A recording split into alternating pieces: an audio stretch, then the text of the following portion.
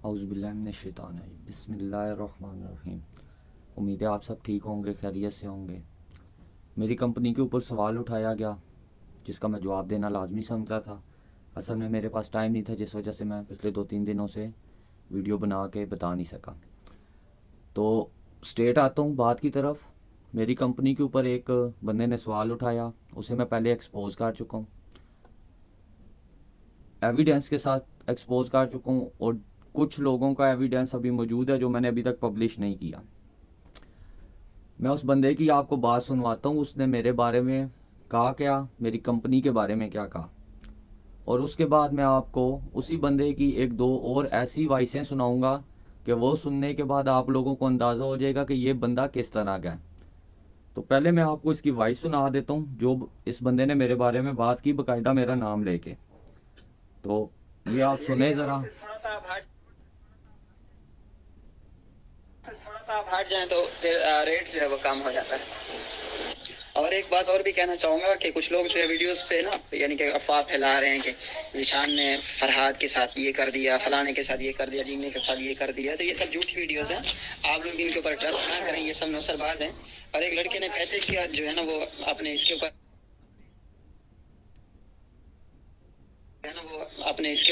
डाला हुआ है कंपनी का नाम, विकी नाम का लड़का है, मोहम्मद वकास इसका नाम है। सो इसने पैसे डाला हुआ है अपने यूट्यूब चैनल के ऊपर। तो ये सब फेक है, कोई उसका पैसे नहीं है, कोई कंपनी नहीं है, ना कोई उनका ऑफिस है, कुछ भी नहीं है। लोग जो है ना वीजे लेते हैं उनसे, जो भी कराते हैं व्हाटएवर, उनके पास तो कुछ भी नहीं है, ना ही मतलब करने के लिए कुछ। मैं बकवासबाजी बहरहाल मैं बात करना नहीं चाहता था, क्योंकि काफी सारे जो मेरे क्लाइंट हैं वो मेरे से रब्ता करते हैं, उसके बारे में बात करते हैं कि जान भाई यार ये क्या मसला है, इसको क्लियर करें।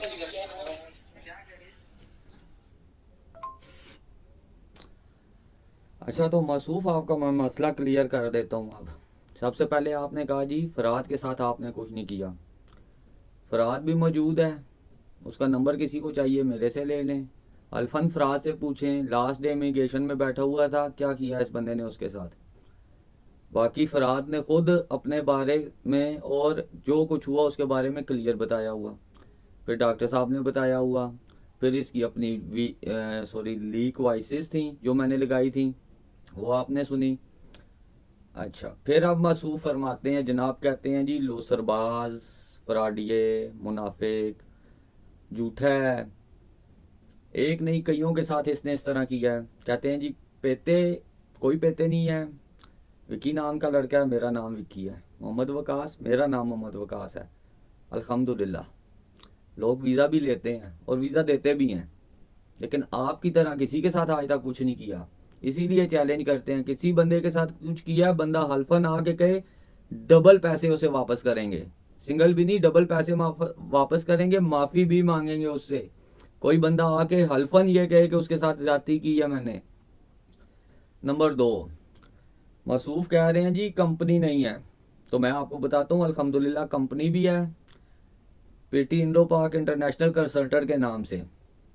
इंडोनेशिया में भी है, रजिस्टर्ड भी है, मिनिस्ट्री अप्रूवल भी है, मिनिस्ट्री पब्लिश भी है, टैक्स रिटर्न्स भी हैं, टैक्स नंबर भी है, ट्रैवल एंड टूर्स का लाइसेंस भी है, डोमिसाइल है कंपनी का जहाँ पे वो बेस कर रही है, उसका बेस का भी बताता हूँ, जगह का, एक सेकंड। उसके अलावा स्टैंडर्ड सर्टिफिकेट है, कंप्लीट फाइल है, एक एक डॉक्यूमेंट्स है। कंपनी कहाँ पे बेस कर रही है, बिकासी के अंदर। बिकासी के अंदर मेरी अपनी ज़ाती मेरे नाम पे दुकानें हैं, और उन्हीं दुकानों के ऊपर मेरी कंपनी रजिस्टर्ड है। ठीक है, किसी को शक होगा तो नवंबर के पहले हफ्ते में आ जाए, पहले या दूसरे सॉरी आ जाए, दफ्तर ओपन होगा, मैं खुद बैठा हूँगा, डॉक्यूमेंट चेक करे, 100 दफ़ा चेक करे। नंबर 1। नंबर 2, पाकिस्तान में मुझे पिछले एक हफ्ते में कमो बेश कुछ 15 बंदे मुलाकात करके गए हैं, जिनमें से 6 से 7 बंदों को मैंने अपने मोबाइल में डॉक्यूमेंट्स दिखाए हैं। उन्होंने अपने मोबाइल से QR कोड के ज़रिए स्कैन किए मेरे डॉक्यूमेंट्स, और वहाँ की वेबसाइट जो गवर्नमेंट की हैं वहाँ पे कंपनी का पूरा डाटा निकला। उन लोगों को तो पता चल गया, वो वीडियो देखें तो वो खुद कमेंट भी कर देंगे, मुझे नहीं पता वो देखते या नहीं देखते, लेकिन देखें तो कमेंट कर देंगे। मैं उन्हें कहूँगा भी ज़रूर कि वो एक दफ़ा देखें ज़रूर। नंबर 2, किसी बंदे को अभी भी अगर डॉक्यूमेंट्स की कोई शक शुबा है तो पाकिस्तान में मैं मौजूद हूँ, आ जाए। मोबाइल उसका, QR स्कैनर उसका, डॉक्यूमेंट्स मेरे स्कैन करे, देखे कौन सी वेबसाइट खुलती है, कौन सी कंपनी ओपन होती है। अल्हम्दुलिल्लाह अल्लाह ने दी है, बनाई है, काम कर रहे हैं। झूठ, मुनाफिक, फ्रॉड, धोखेबाजी नहीं कर रहे। एयरपोर्ट से निकले हुए बंदे को ये नहीं कहते कि मेरी वाइफ ने $200 पे किए हैं, आप मुझे दे दो। पड़े हुए हैं, सुनाऊंगा, आपकी वॉइस में है, इंतज़ार करें।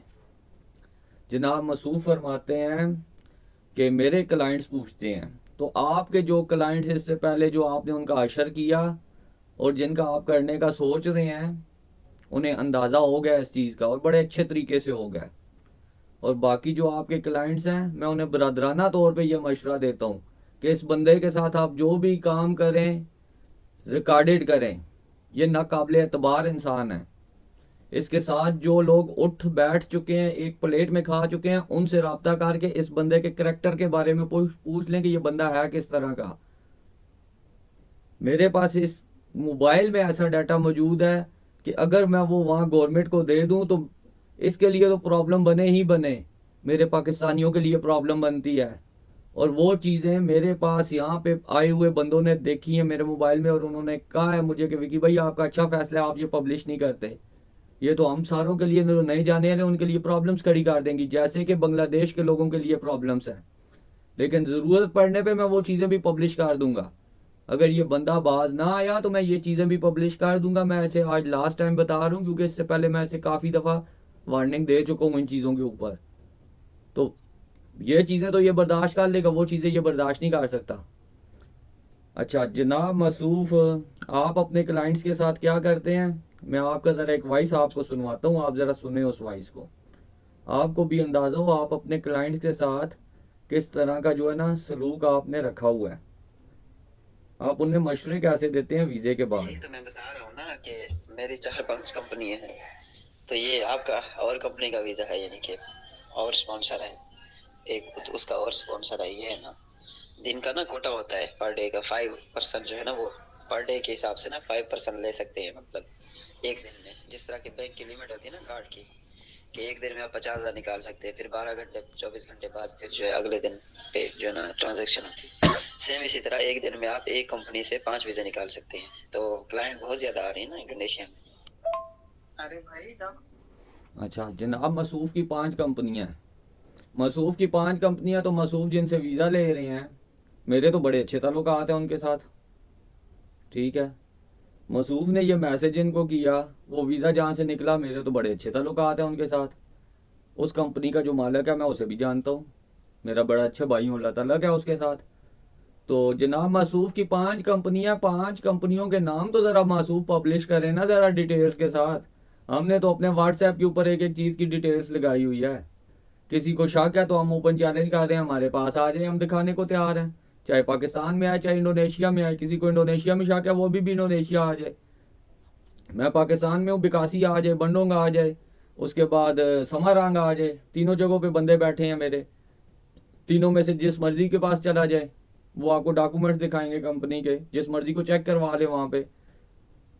मसूफ की 5 कंपनियां हैं, एक कंपनी में से 5 वीज़े निकल सकते हैं। अच्छा हमें नहीं पता था इस चीज़ का, मुझे तो लगता है इंडोनेशिया में जो इमिग्रेशन है उसे भी शायद ना पता हो इस चीज़ का, क्योंकि हम तो अपनी कंपनियों में से हमने तो अप्लाई किए हैं ज़ाती तौर पे 7-8 तक भी पर डे अप्लाई किए हैं और अप्लाई हो गए हैं, एक ही कंपनी से किए हैं।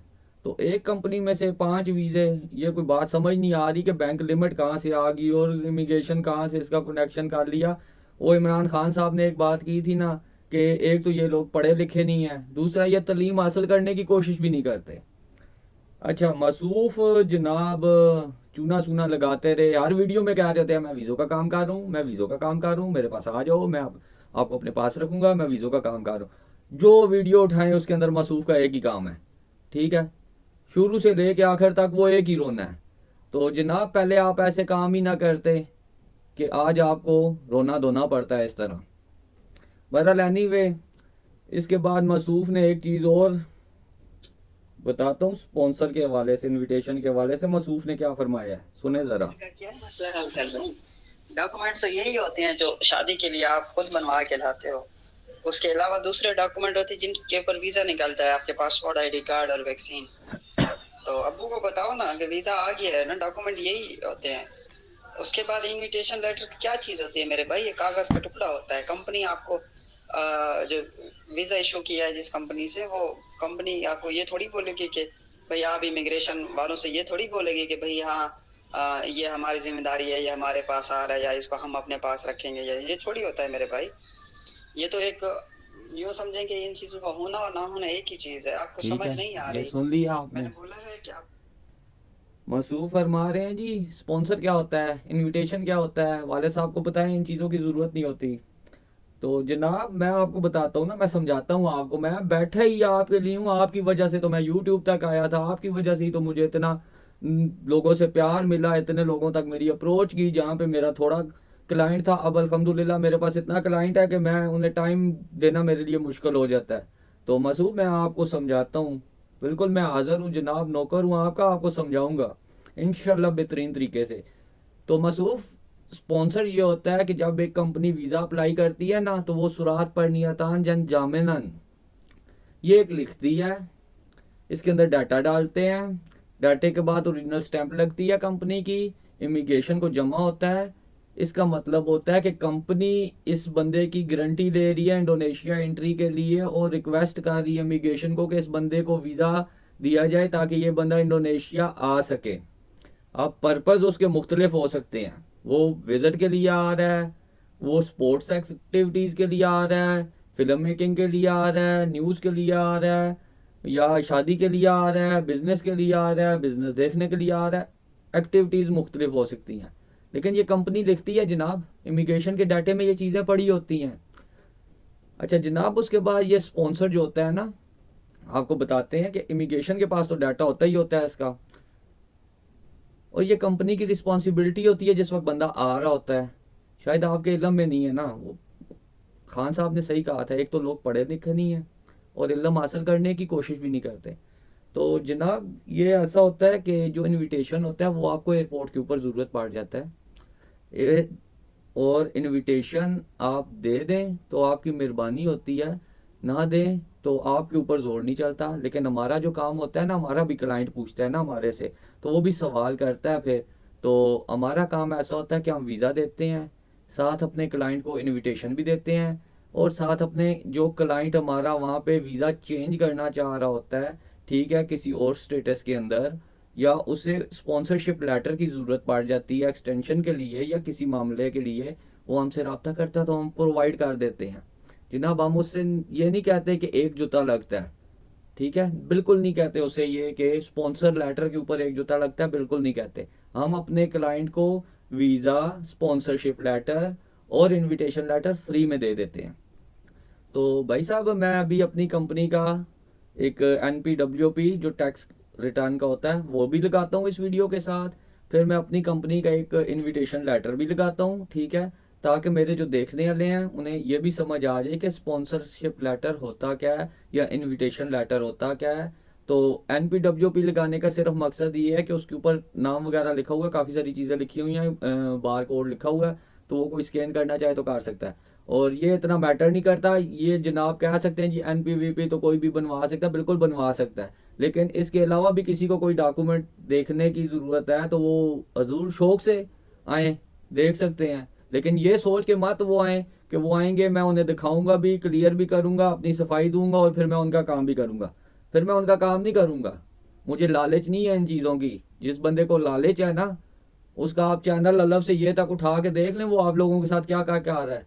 वो सिर्फ आप लोगों को, पंजाबी में कहा जाता है घेरने के चक्कर में, वो आप लोगों को कैसे कैसी हरकतें दिखा रहा होता है। तो मैं नहीं डीपली जानना चाहता उन चीज़ों के बारे में, क्योंकि मैंने आज तक उस तरह की कभी किसी के बारे में बात की नहीं है। तो जनाब ये तो आज मैंने आपकी जो दो सॉरी वॉइसें और एक जो मेरा नाम लेके आपने बात की थी उसके ऊपर आपको जवाब दिया है। और जनाब इसके बाद मैं आपको इतना अभी से बता दूं कि मैं इंशाल्लाह आपके ऊपर एक बड़ी ज़बरदस्त वीडियो तैयार कर रहा हूँ, जिसके अंदर मैं आपको मज़ीद, समझते हैं ना, समझ गए होंगे, बिल्कुल कर दूंगा बेगम रहे, बिल्कुल सुकून में कर दूंगा, आपको पुरसकून हो जाएंगे आप। तो ये यार कुछ बातें थी आप लोगों को बताने की, और मकसद ये था ये बताने का कि ये जालसाज जो बैठे हुए हैं ना, ये जो तकलीफ है ना, ये निकल रही है आहिस्ता आहिस्ता बाहर। तो बाकी आप मेरे से काम करवाएं ना करवाएं जी, मुझे इस चीज़ से नहीं फ़र्क पड़ता। मैं आपको क्लियर बता रहा हूँ, जिस मर्ज़ी से आप काम करवाएं, आप अपना काम करवाते वक्त चीज़ें अपनी क्लियर करें। अब ऐसा ना हो ना कि आप कल को काम करवाएं और बाद में ऐसा हो कि मैं अब्बू को ये समझाऊं और आप अब्बू को वो समझाएं, फिर अब्बू को ना समझाएं ना, फिर आप चीज़ें दें ताकि अगला बंदा अपनी चीज़ें लेके जाए। फिर 5 कंपनियां हैं ना, तो 5 की लिमिट है ना, वो 5 की लिमिट से मत ख़त्म हो जाती है। तो ऐसे काम ना करें यार। आप बड़े पढ़े लिखे लोग भी होते हैं और कुछ लोग होते हैं शुरू से वीडियो देखते हैं, कोई थक फ़ोन कर दिया। बराए मेहरबानी जो बंदा भी रब्ता करना चाहे वो वॉइस छोड़ दिया करे, मैं उसे जवाब दे दूंगा। डायरेक्ट कॉल मत किया करें। मैं बाद में मसरूफ़ होता हूँ, मेरे पास कोई बैठा होता है, मामलात सो होते हैं, लोग नहीं देखते। रात को 1 बज रहा है, 12 बज रहे हैं, 10 बज रहे हैं, या सुबह के 7 हैं, फ़ोन उठाते हैं, कर देते हैं। आप लोगों से रिक्वेस्ट है यार, आप लोग वॉइस कर दिया करें, आप लोगों को जवाब मिल जाए सेम डे में, सेम घंटे में भी हो सकता है आपको जवाब मिल जाए, नहीं तो सेम डे में कुछ घंटों में दे देता हूँ मैं जवाब। मेरी आदत नहीं है और आज तक मैंने किसी बंदे को ब्लॉक भी नहीं किया। मसूफ तो चले ब्लॉग सा करते रहते हैं ना, या कहते हैं स्क्रीनशॉट लेके भेजें जी, अगर आप इंटरेस्टेड हैं स्क्रीनशॉट लेके भेजें मेरी वीडियो का। तो वो जब बंदा करता है ना इस तरह के काम, तो फिर उसे शक में पड़ा रहता है, क्योंकि वो बंदा खुद 2 नंबर होता है, हर बंदे को 2 नंबर समझ रहा होता है। तो बहरहाल अपना ख्याल रखिएगा और दुआओं में भी याद रखिएगा और बच के रहिएगा किसी भी ऐसे बंदे से जो बंदा आपके साथ हैंड करने के चक्करों में हो। तो उस वक्त इस वक्त इससे ज़्यादा और कुछ नहीं बात करना चाहता। ऑलरेडी वीडियो बहुत लंबी हो गई है। तो आप लोग अपना ख्याल रखिएगा। अल्लाह हाफिज़।